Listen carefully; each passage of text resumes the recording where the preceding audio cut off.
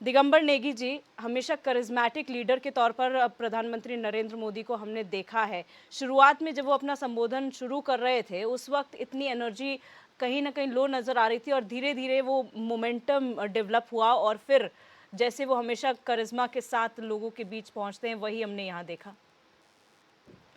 उत्तराखंड की धरती में आकर के प्रधानमंत्री जी को जब भी उनका संबोधन होता है तो ऐसा नहीं लगता कि कोई देश का प्रधानमंत्री बोल रहा है, बल्कि ऐसा लगता है कि इस राज्य का कोई हितैषी मुख्यमंत्री बोल रहा है। इतने सारे कार्यक्रम और योजनाएं इस राज्य को लेकर उनके दिमाग में रहती हैं। आज उन्होंने एक बहुत नेचुरल व्यावहारिक पहलू को छुआ है कि उत्तराखंड एक मैरिज डेस्टिनेशन बन सकता है। उत्तरकाशी का हासिल का क्षेत्र हो, चमोली का ओली नीतीमाणा का क्षेत्र हो, पिथौरागढ़ का मुनस्यारी और धारचूला का क्षेत्र है, जो कि हिमालय बर्फ़ से ढके से लेकर के हरियाली से लबालब भरे पड़े हैं, प्राकृतिक सौंदर्य से लबालब भरे पड़े हैं, वहाँ के बुग्याल हैं। ये वास्तव में ही इनको एक्सप्लोर किया जा सकता है और इंटरनेशनल मैरिज डेस्टिनेशन बनाया जा सकता है। यह कुछ साल पहले हम सब ने देखा है कि साउथ अफ्रीका के प्रसिद्ध उद्योगपति गुप्ता बंधुओं ने भी अपनी एक 250 500 से लेके 500 करोड़ के बीच की शादी ओली में की थी। और शादी एक छोटा मोटा बिजनेस नहीं है, शादी में 50 प्रकार के कारोबार और जुड़ जाते हैं। उसमें फूल वाले से लेकर के, लिफाफे वाले से लेकर के, खाना बनाने वाले से लेकर, राशन से लेकर के, बिजली वाले, बैंड वाले, हर प्रकार के लोगों को उसमें रोज़गार मिलता है, रोज़गार सृजित होता है, उससे जुड़ा हुए कारोबार हैं। तो और ये बहुत ही नई और अनोखी बात उन्होंने आज इस राज्य की प्राकृतिक सौंदर्य को देख कर के कही है, जिसको कि धरातल पे उतारने पर वास्तव में इस राज्य के लिए बहुत बड़ा लाभ हो सकता है। पंकज पेनुली जी, अभी हम बात कर रहे थे किन सेक्टर्स में यहाँ पर जो है इन्वेस्ट होना चाहिए, खासतौर पर पहाड़ों में, लेकिन यहाँ पर प्रधानमंत्री नरेंद्र मोदी ने खुद ही इंगित कर दिया, क्योंकि पहाड़ों में सबसे ज़्यादा मंदिर हैं और हर मंदिर की अपनी एक मान्यता है।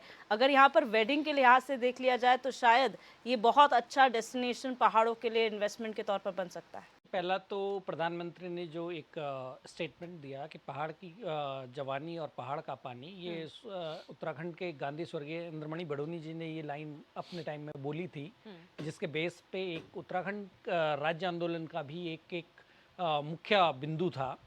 तो इसके लिए केवल वेडिंग ही नहीं, एक वेडिंग एक चीज है। मैं तो कह रहा हूँ ना तब से कि आप इंडस्ट्री को ला रहे हो नीचे के 3 जिलों के लिए। वेडिंग हो सकती है, फिल्म मेकिंग हो सकती है, आपका फूड प्रोसेसिंग की यूनिट लग सकती है। मिलेट्स की बात प्रधानमंत्री जी ने करी, मिलेट्स में हम फूड प्रोसेसिंग अगर वहीं से होके आ जाए तो और बेहतर हो जाएगा। आप टूरिज्म की बात कर सकते हैं, बहुत सारे ऐसी जगहें हैं जहाँ पे अपॉर्चुनिटी है, लेकिन अफसोस कि 23 साल के इस प्रदेश के बावजूद भी वो चीज़ें एक्सप्लोर नहीं हुई।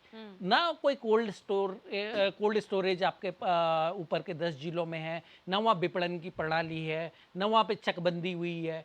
तो ये पहले आपको, अगर आप डेस्टिनेशन वेडिंग की बात भी करते हैं तो भी आपको एक लैंड तो चाहिए ना, वहाँ पे डेवलपमेंट करने के लिए चाहिए।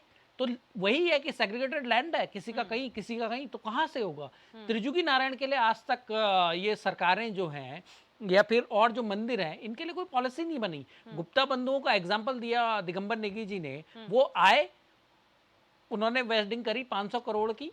उत्तराखंड का जो जिसमें जिस तरीके से उसका वो होना चाहिए था प्रकृति के साथ, हमें ये चीज भी ध्यान रखनी पड़ेगी कि हमारी जो इकोलॉजी है वो भी डिस्टर्ब ना हो, उसके सराउंडिंग वो पॉलिसीज बने और उसके हिसाब से। गुप्ता बंधुओं ने वहां पे 200 टन कूड़ा छोड़ के गए थे, उस कूड़े के निस्तारण के लिए क्या है, कौन उसके लिए अकाउंटेबल अथॉरिटी है, किस तरीके से उस कूड़े का निस्तारण होगा। ये थोड़ी कि आपने बाहर का उठा के कचरा यहां डाल दिया। है बहुत बड़ी अपॉर्चुनिटी है, लेकिन सरकार को चाहिए कि उसकी एक नियमावली बने, उसका एक बिल्कुल प्लान बने। हमारे यहाँ फिल्म मेकिंग के लिए बहुत सारी अपॉर्चुनिटी है, लेकिन जब भी कोई फिल्म नीति के लिए जो भी वो बनता है, पैनल बनता है, उसमें हमारे कलाकारों को ही इग्नोर कर देते हैं। इधर उधर से उठाए हुए 4 ब्यूरोक्रेट और 2 वो एक फिल्म नीति बना देते हैं। भाई जब तक उस फील्ड के लोगों के साथ आप बैठ के बात नहीं करोगे, और ऐसा नहीं कि उत्तराखंड का फिल्म मेकिंग में है नहीं, बहुत सारे बड़े बड़े नाम हैं, चाहे वो पांडे जी हो, चाहे वो आपके हिमानी शिवपुरी। हिमानी शिवपुरी हो, चाहे बहुत सारे हैं, बहुत सारे लोग वहां पे अपना लोहा मनवा चुके हैं, चाहे अर्चना पूरन सिंह है, देहरादून की है। तो ये बहुत सारे लोग हैं जो वहां पे फिल्म इंडस्ट्री में एस्टैब्लिश्ड एक्टर हैं, उनको लेके आइए। हमसे बढ़िया फिल्म मेकिंग कहाँ हो सकती है। दूसरा बात, अगर स्विट्जरलैंड 100% टूरिज्म के ऊपर चल सकता है, अगर बाली पूरा टूरिज्म के ऊपर चल सकता है, ऐसे बहुत सारी जगहें हैं जो केवल टूरिज्म के ऊपर चलती हैं, तो क्यों नहीं उत्तराखंड की इकोनॉमी और उत्तराखंड की आर्थिकी टूरिज्म के ऊपर हो सकती है। लोकल बच्चों को ट्रेन करो, गाइड करो, ट्रैक्स हमारे पास बहुत सारे हैं, ट्रैक्स के लिए एक पॉलिसी बनाइए, और उसके साथ पर्यावरण और प्रकृति को संरक्षित करते हुए ये अगर आप करेंगे तो उत्तराखंड के लिए निश्चित तौर पे, अगर यहाँ पे यही मैं पहली लाइन से यही बोल रहा हूँ कि उत्तराखंड के मुनासिब आप इंडस्ट्रियों को लाओ, वही मेरी बात को प्रधानमंत्री जी ने आगे बोला है। बिल्कुल। राजेंद्र बिष्ट जी, इन्वेस्टमेंट का तो एनालिसिस हो ही रहा है, अब थोड़ा एनालिसिस प्रधानमंत्री नरेंद्र मोदी की बॉडी लैंग्वेज की कर लेते हैं, क्योंकि जब भी जहां पर भी कोई बड़ा ओकेजन होता है, कोई रोड शो होता है, कोई जनसभा होती है, उनमें अलग बॉडी लैंग्वेज, अलग एनर्जी नजर आती है। आज क्योंकि ग्लोबल इन्वेस्टर समिट उत्तराखंड में है और हम सबको पता है कि उत्तराखंड से कितना लगाव है उन्हें, तो आज की बॉडी लैंग्वेज से क्या समझ में आता है? क्या यही वजह है कि आज जनता उनके चेहरे को वोट देती है उत्तराखंड में भी? नहीं दिव्या जी, अगर आप देखें जिस तरह से, हाँ, आप और हम सब मिलकर जो है प्रधानमंत्री जी को देख रहे थे इस समिट में, तो इसमें दो तीन चीज़ें जो है देखने लायक हैं कि देखिए हर एक का क्योंकि वो हमारे देश के प्रधानमंत्री हैं और बहुत सारे उनके जो है प्री ऑक्युपाइड कार्यक्रम होते हैं, बहुत सारे उनके दिमाग में क्या क्या चलता है, तो उस बारे में तो मैं बहुत ज़्यादा नहीं कह सकता हूँ। लेकिन जहाँ तक मुझे लगता है कि जब उन्होंने स्पीच देना शुरू किया और उन्हें जिस तरह से अपने आप को कनेक्ट किया उत्तराखंड से, ये अपने आप में बहुत बड़ी बात है। उन्होंने बोला कि मेरे जीवन का एक अध्याय जो है उत्तराखंड से जुड़ा हुआ है। इसका मतलब ये है कि उससे पहले जब वो पहले यहाँ आते थे और उस अध्याय ने इनको जो है काफ़ी ट्रांसफॉर्मेशन करा है, तो उसका मतलब क्या, वो कनेक्ट करते हैं उत्तराखंड को अपने जीवन से, और जीवन से उन्होंने बहुत सारी चीज़ें सीखी हैं उत्तराखंड से। उन्होंने बोला ये देवभूमि है और देवभूमि में हमें किस तरह का इन्वेस्टमेंट, किस तरह का जो है विकास चाहिए, ये बात भी उन्होंने कनेक्ट करी है। तो अगर आप ये देखें, जहाँ तक उन्होंने एक भले ही उसको एक बहुत लाइटर मूड में जो है एक डेस्टिनेशन में मैरिज की बात करी है, बट लाइटर मूड होने के बावजूद इसका इम्पैक्ट बहुत ज़्यादा है। आप ये समझ लीजिए कि जो मैरिज, डेस्टिनेशन मैरिज की बात करते हैं, अगर ये इंडस्ट्री डेवलप हो जाए तो ये कई हजार करोड़ की इंडस्ट्री है, और इसमें जो एम्प्लॉयमेंट जनरेशन्स हैं, जो आप रेवेन्यू कलेक्शंस हैं, वो भी बहुत ज़्यादा होते हैं, बिकॉज इज सर्विस इंडस्ट्री। तो आप ये समझ लीजिए कि इसमें जो है आपको 100% एम्प्लॉयमेंट मिलता है, भले शॉर्ट पीरियड के मिलता है, लेकिन वो जो शॉर्ट पीरियड है उसमें इतना रेवेन्यू जनरेशन हो जाता है कि आदमी पूरे साल का काम कर सकता है। तो ये बहुत बड़ी बात जो उन्होंने बोली है। और सबसे बड़ी बात अगर आप आज ये देखें कि एक जो चीज़ जो हुई है, जो बहुत कम लोग इस बारे में थोड़ा जज कर रहे हैं, जितने भी हिमालयन हमारे उत्तराखंड के प्रोडक्ट्स हैं, उसके बारे में हाउस ऑफ हिमालयन की बात करिए। हाउस ऑफ हिमालयन अब एक ऐसा प्रोडक्ट बन गया, ऐसा एक ट्रेडमार्क बनेगा जिसमें जितने भी प्रोडक्ट हैं उनको रेटिंग की जाएगी और उसके हिसाब से उसको मार्केटिंग की जाएगी। तो उत्तराखंड अपने आप में हाउस ऑफ उत्तराखंड कि जो भी हिमालयन के जो प्रोडक्ट के बेस पे जो प्रोडक्ट लेके आ रहे हैं, बाकी सबको मर्ज करके, सो अपने आप में एक आप समझ लीजिए क्लियर कट जो है उत्तराखंड का एक अलग तरह से जो है पहलू दिखेगा और उसका एक डिस्टिंक्टिव कैरेक्टर जो है नजर आएगा। तो ये सारी जो चीजें हैं वो इम्पैक्ट करेंगे हमारे आने वाले टाइम पे उत्तराखंड के विकास के लिए, उत्तराखंड के रेवेन्यू जनरेशन के लिए। और जहां तक बहुत सारी बातें, क्योंकि अभी तो समिट शुरू हुआ है, उसके बाद 2 दिन चलेगा, उसमें बहुत सारे पहलू आएंगे, तो हम डिस्कस करते रहेंगे। लेकिन मुझे जो लगता है, जो पहले जो बात करी गई है, ये इसका इम्पैक्ट है उत्तराखंड के जीडीपी में जरूर योगदान करेगा। एक चीज मैं आपको और बताना चाहता हूँ, आज बड़ी अच्छी न्यूज एक आई है कि उत्तराखंड के अलावा इस समय जो आज आरबीआई गवर्नर की जो मॉनेटरी पॉलिसी थी, उन्होंने एक बात बोली है कि जो हम 6.7 की जीडीपी को एक कर रहे थे इस साल के लिए, now they have increase their this GDP जो है फोरकास्ट 7% प्लस।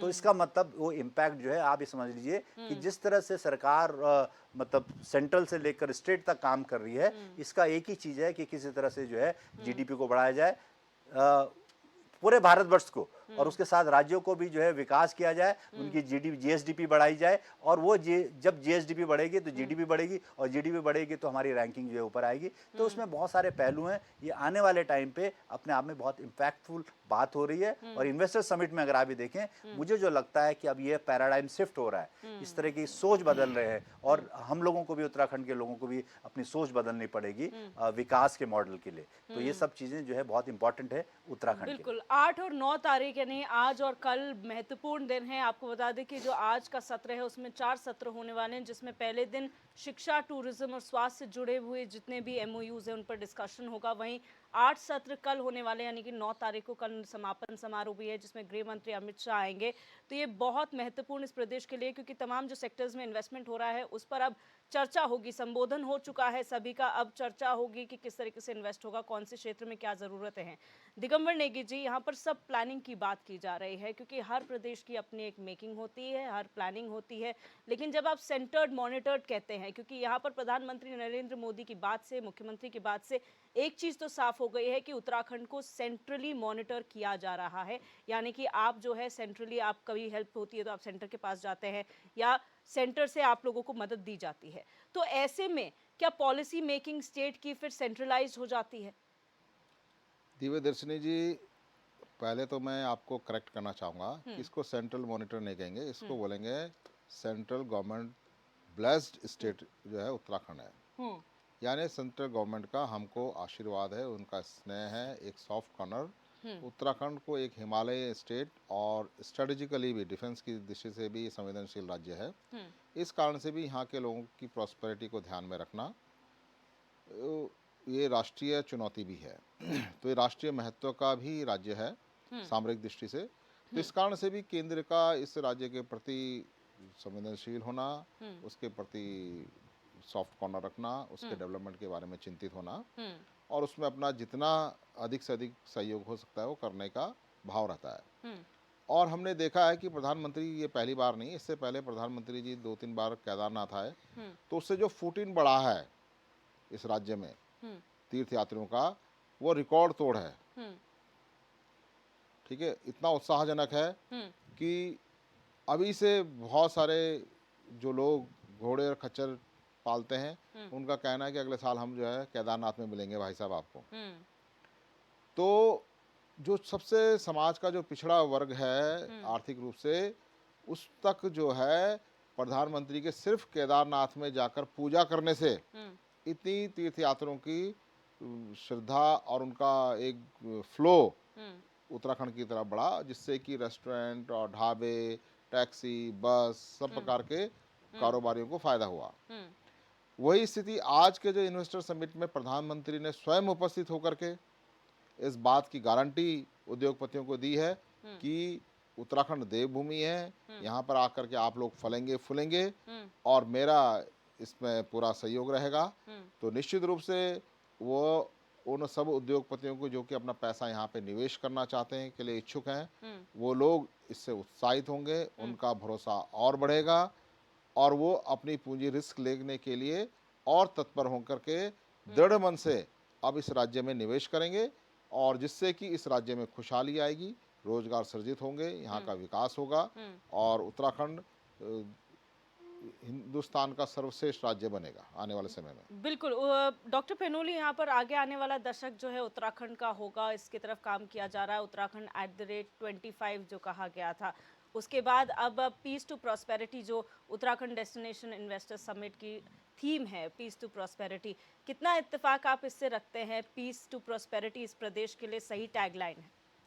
देखिए, पीस टू प्रॉस्पेरिटी किसी भी राज्य के लिए जो है वो बहुत ज़रूरी है, पीस भी और प्रॉस्पेरिटी भी। जहाँ तक उत्तराखंड राज्य की बात है, तो अभी दिगंबर नेगी जी ने खच्चरों की बात करी, तो मैं इनके संज्ञान में एक चीज़ डालना चाहूँगा कि खच्चर का जो रजिस्ट्रेशन था ना, जिस कंपनी को वो रजिस्ट्रेशन दिया गया, वो उत्तराखंड की नहीं थी। प्रधानमंत्री जी आए, उसके बाद यहाँ पे टूरिज्म बढ़ा, ये नहीं है। इसका एक्चुअल कॉज ये है कि 3 साल तक जो यात्रा बंद रही, उसके बाद जब आया तो उनके हिसाब से फिर यहाँ पे फुटफॉल बढ़ा है। दूसरी बात, जो भी टैक्सी और गाड़ियों का और जो भी वो था, वो केवल यहाँ के जो लोकल्स को इसका जो ये परिवहन वाले थे लोकल्स को इसका बहुत ज्यादा फायदा नहीं हुआ है। हाँ, लेकिन होटल पेनुली जी, लेकिन सुने, वही लेकिन आपने होटल कहा ना इंडस्ट्री पीएम को, मोदी का रेस्टोरेंट मेजर को, नहीं था, लेकिन क्या आपको नहीं लगता जिस तरीके से पूरी प्रोपगेट किया गया था, प्रचार प्रसार किया गया था मोदी के विजिट को, उसने बहुत बड़ा इम्पैक्ट डाला है। ठीक है, दिव्या जी आप क्या कहना चाहते हो कि मतलब प्रधानमंत्री ना होते तो केदारनाथ में यात्री नहीं आते थे, नहीं, लेकिन या उसको प्रधानमंत्री enhance ना किया होते? है, उससे इनहांस enhance किया इनहांस के है। बहुत सारे कारण हैं। जैसे जीडीपी ग्रोथ हुई थी, पोस्ट कोविड जीडीपी में जंप आया था। क्यों आया था? क्योंकि माइनस में गई थी, उसके बाद जंप ऊपर आया था, फिर वो नीचे आ गई। तो वही चीज जो है, आप अगर इसको तरीके से एनालिसिस करोगे तो ये वही है कि 3 साल तक यात्राएं बंद थी, 3 साल तक बहुत कम उसमें यात्राएं हुई। प्रधानमंत्री के आने से निश्चित तौर से हुआ है, उसका उनका क्रेडिट नहीं जा रहा है, लेकिन प्रधानमंत्री के आने से ही हुआ है, ये बिल्कुल पचाने वाली बात नहीं है। केदारनाथ में ही नहीं, ठीक है, अच्छा केदारनाथ में प्रधानमंत्री जी गए, इस बार वो चले गए बद्रीनाथ और बद्रीनाथ नहीं, कैलाश, आदि कैलाश, ठीक है, इस बार वो आदि कैलाश चले गए। क्यों नहीं इस बार आके प्रधानमंत्री जी ने जोशीमठ वालों के साथ उनका दुख दर्द बांटा? क्यों वो लोग 1 साल से अभी तक अपने विस्थापन के लिए वो कर रहे हैं? देखिए, इवेंट मैनेजमेंट आपका बहुत अच्छा हो सकता है, आपके फोटोग्राफर्स उस पोजीशन में आ सकते हैं जहां से आपको बढ़िया व्यू मिले और बढ़िया फोटो पोज हो, ये हो सकता है।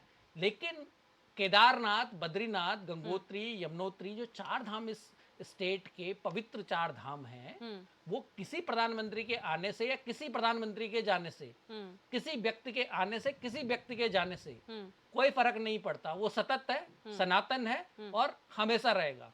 इसमें किसी प्रधानमंत्री का नहीं है। दूसरा, लोगों के पास इतना पैसा था कि लोग अपनी गाड़ियों से आए, लोगों के पास वो, हाँ, रोड का एक इनका क्रेडिट जा सकता है, इसके अलावा इससे अलावा और कोई क्रेडिट नहीं है।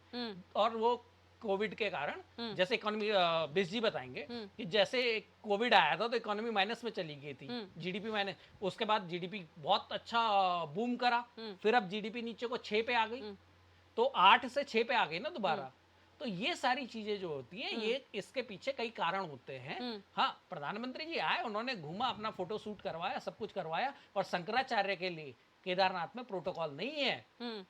ठीक है, ये ध्वजवाहक जो बनते हैं ना सनातन के, ये सरकार ने, शंकराचार्य जी जब रूठे इस बार, आपको आपके टीवी चैनल्स में भी वो फुटेज आई होंगी किस तरीके से शंकराचार्य को वहां पे अपमानित करा गया, तो वो सब दिखावा है। और जहां बेसिक चीजें थी, खच्चरों का रजिस्ट्रेशन अगर तुम मुजफ्फरनगर और बिजनौर की कंपनियों से करवाओगे, कि यहाँ की कोई फर्म एक्विपेटेंट नहीं थी, ये इतनी नालायक फर्म है यहाँ की कि वो एक खच्चरों का रजिस्ट्रेशन नहीं कर सकते।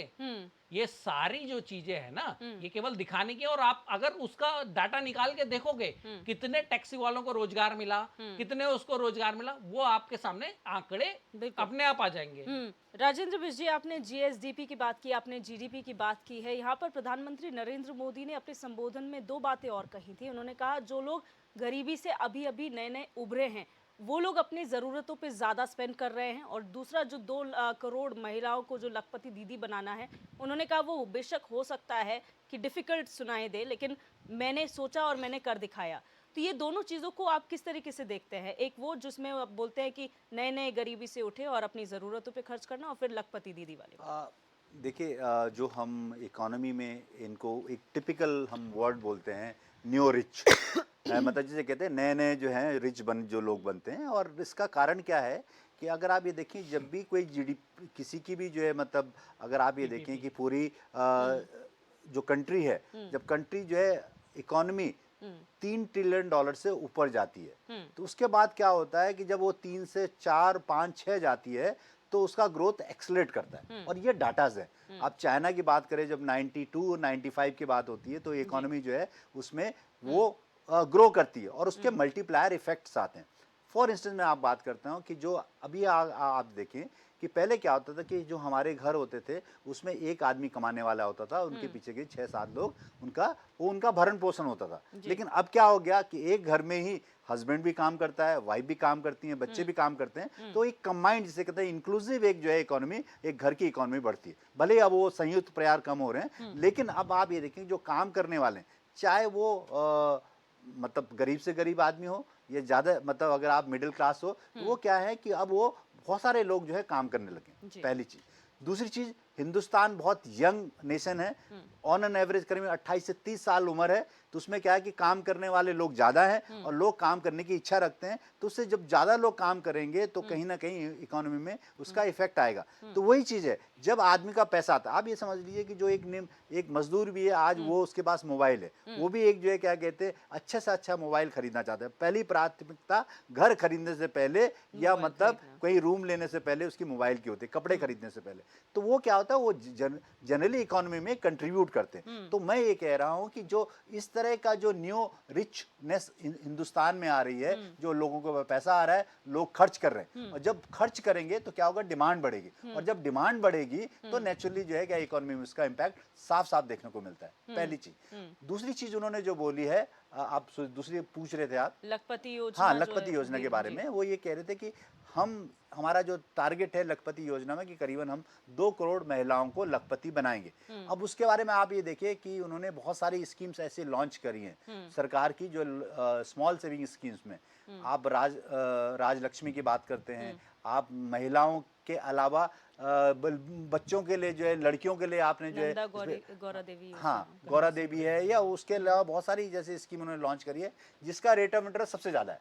तो आप ये समझ लीजिए उसमें क्या है कि जब आप उसमें कंट्रीब्यूट करते हैं तो जो आपने उसके लिए किसी बच्चे के लिए सोचा है कि वो जब 18 या 20 साल की होगी और आप 1000 रुपये कंट्रीब्यूट करते हैं तो उसमें आपको हाईएस्ट रेट ऑफ इंटरेस्ट मिलता है, तो उस रेट से उनके पास पैसे आते हैं और पैसे को जो है वो कहीं ना कहीं जो उसके जो है एम्प्लॉयमेंट्स में कहीं ना कहीं खर्च करते हैं। जी। तो ये थोड़ा सा जो मैं आपको कह रहा ना कि अब वो हिंदुस्तान नहीं रहा, अब जो है बदल गया है, अब हम लोगों की सोच बदल गई है, हम लोग अब खर्चा करना जानते हैं। ठीक है, बचत भी हम करते हैं, लेकिन हम जितना बचत करेंगे, जितनी सेविंग करेंगे, वो भी हमारे हिंदुस्तान के लिए, हमारे भारतवर्ष की जो है इकोनॉमी में इजाफा करेंगे। तो ये सारी चीजें, बहुत सारी चीजें, लेकिन फिर इसी चीज में एक चीज और ऐड ऑन होती है कि जो टैक्सेस लगा दिए गए हैं, पहले ये था कि आप लोगों के खान पान वाले प्रोडक्ट्स, डेयरी प्रोडक्ट्स, इन सब चीज़ों में आपके इतना टैक्स नहीं था, जो अभी हाल फिलहाल में बढ़ा दिया गया है, वो कैसे कॉम्पनसेट हो रहा है? नहीं, अब जहाँ तक देखिए, मेरी बात सुनिए, आप ये देखिए कि सरकार के पास जो रेवेन्यू कलेक्शंस का है, डायरेक्ट टैक्सेस है, इनडायरेक्ट टैक्सेस है,